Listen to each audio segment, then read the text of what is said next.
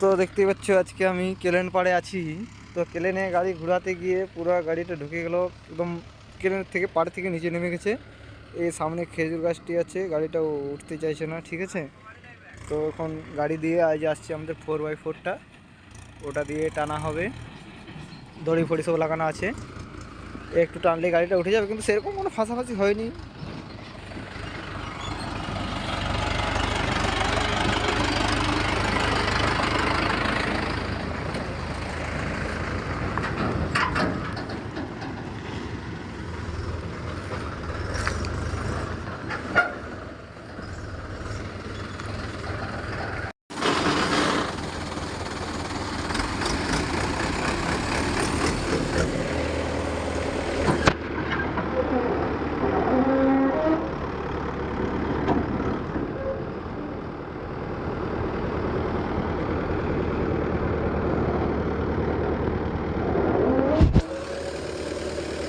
বাঁকে দে বাঁকে দে, ওই